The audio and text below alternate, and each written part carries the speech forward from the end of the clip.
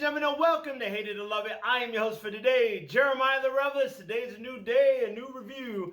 Don't forget to subscribe to your boy for movie reviews. And today I'm going to be reviewing A Haunting in Venice. So A Haunting in Venice is the third installment to the Murder on the Orient Express film franchise. It's also based off an Agatha Christie book called The Halloween Party, where you got Detective Hercule Poirot. He's retired. He's now living his life in Venice, and all of a sudden one of his good friends comes around and drags him to this Halloween party where there's a seance, and then once the seance happens, a murder happens, and now he has to come out of retirement to solve this case. But the thing is the murder a supernatural being, or is it a real person? So it tests Poirot's intelligence. It also tests his faith on if there's such thing as supernatural beings, or it's just a regular person.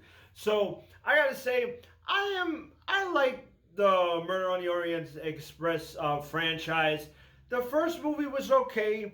You know, the reason why I liked the movie a lot was because of Kenneth Branagh. He played amazing as Detective Hercule Poirot. I like his charisma. I like how he likes to show off that he's the greatest detective.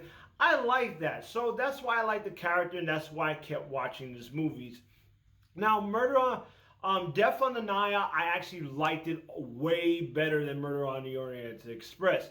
It was so much better than that movie. I really enjoyed that film. I think the mystery in that one was a lot better, and it resolved a lot better in that film. Now, going into Haunting in Venice. Now, Haunting in Venice, at first, I didn't even know it was a third one of this film. Because when I watched the teaser of the movie, I only watched bits and pieces. So I thought it was another generic horror film, which I wasn't really going to go see. And so one day I actually sat down in the theater and actually watched the actual trailer, and I saw, oh, it's Detective Poirot, Kenneth Branagh. He's there. Oh, snap. This is the third movie. I did not know this. So it got me intrigued.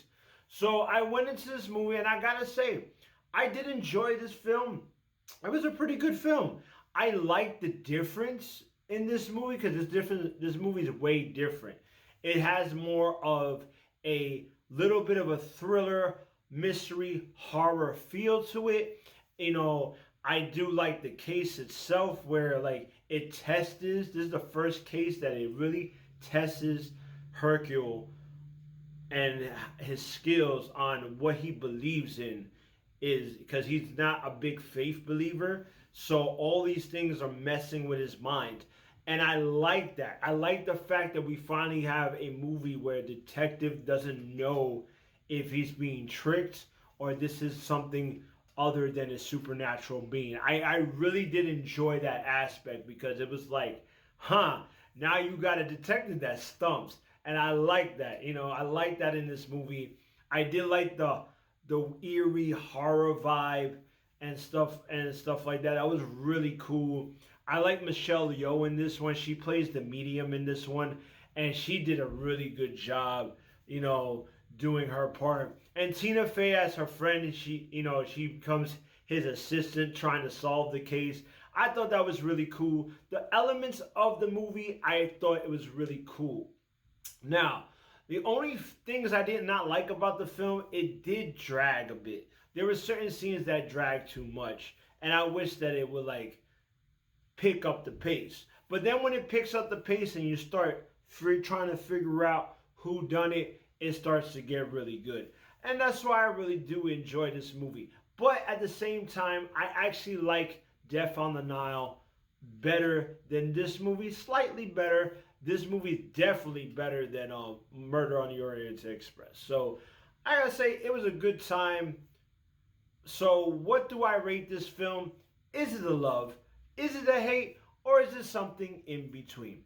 Well, I'm gonna give it a swag. That's why I give it a swag. Like I said, it was a solid film. I had fun with it. Like I said, some of the scenes dragged a little bit, and it got me a little bit off the film. But the movie itself, with the good eerie vibe, haunted mystery vibe, especially in the building, in Venice on top of a water where you get this like very closed in space on top of Detective Hercule is like he doesn't know what's real and what's not. You got a detective that's confused.